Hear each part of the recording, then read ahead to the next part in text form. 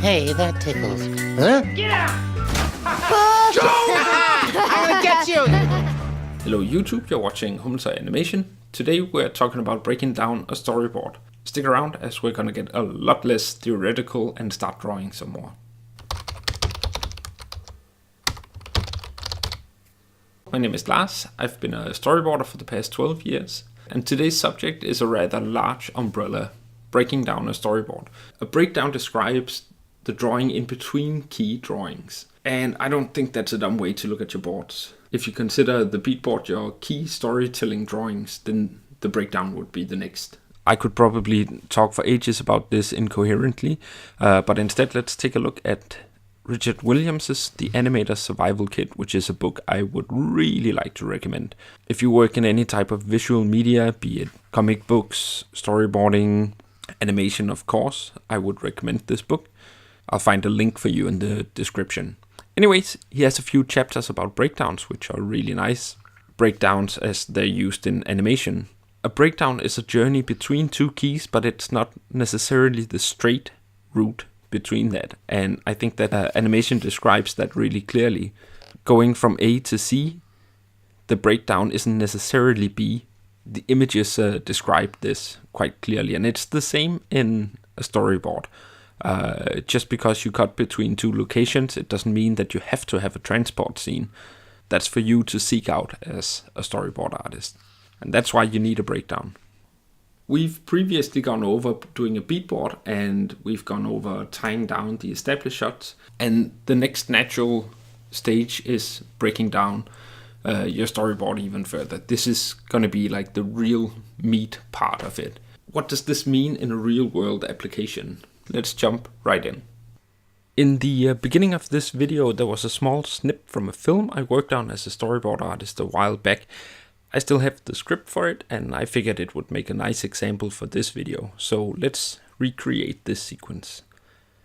I'm using an open source painting program called Krita in this video, which is mainly for painting, but it has a real strong sketching motor as well, and I'd recommend you try it out for yourselves.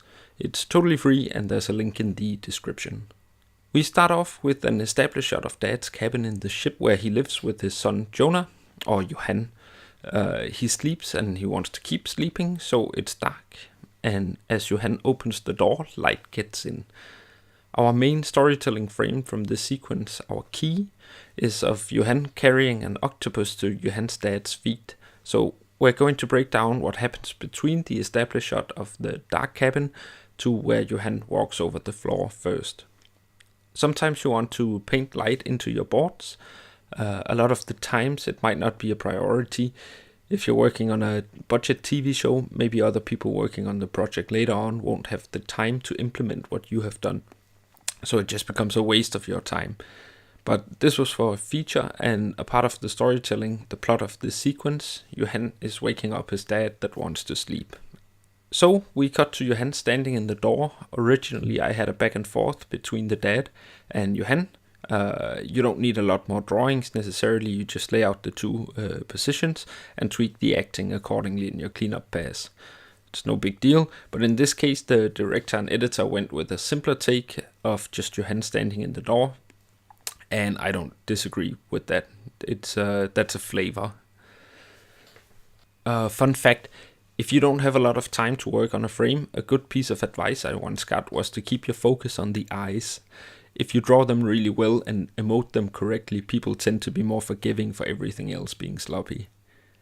Now in this version of the board, I think I did the same thing as I did the first time around, which was to flip the direction while Johan is shoving the octopus under the quilt. I think it underlines that he is doing something he's not supposed to. If you got to the other side of the camera line, it feels jarring and offsetting, but if you do it with the character's clear and obvious motion, the audience isn't thrown off as much as they're just slightly tilted. And I think that goes well with Johan's mischief in this sequence. The director and editor chose another route for the final version where they kept everything in the established shot. But I still don't mind this take, which is why I guess I did it again. I've thrown in a tiny reaction from the octopus too, so you clearly see what's going on.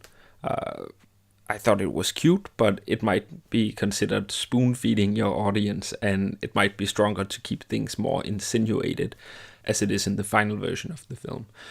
As I boarded Johan running out, I forgot the part where he pushes the crates to the door so he can jump up.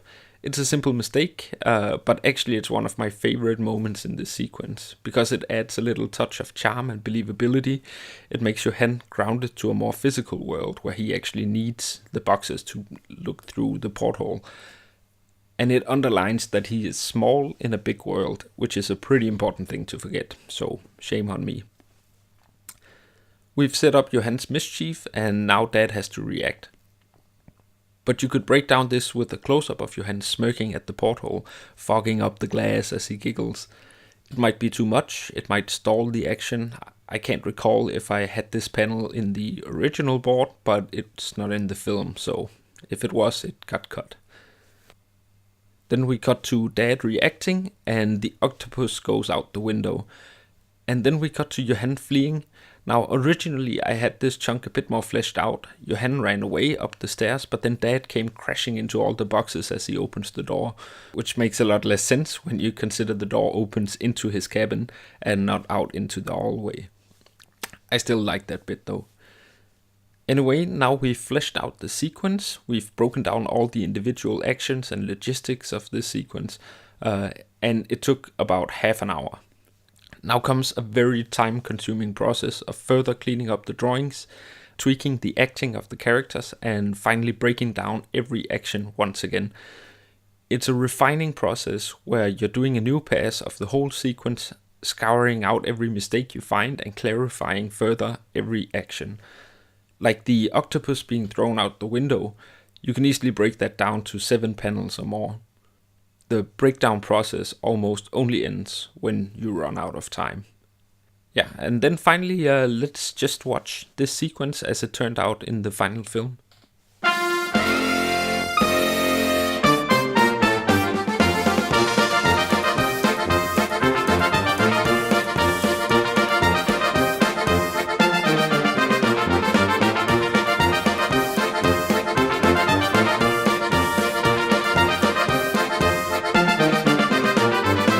Thank you so much for watching along. Please consider subscribing if you're not already. This channel is all about storyboarding, and I've got loads more coming, so stick around if you want more. Now, I would really like to hear what your take is on breaking down storyboards. Is this how you usually go about it? Do you usually straight ahead? Yeah, if there's anything more you want to know about this subject or other subjects, just ask away in the comments below, and let's get better together. Det er fint.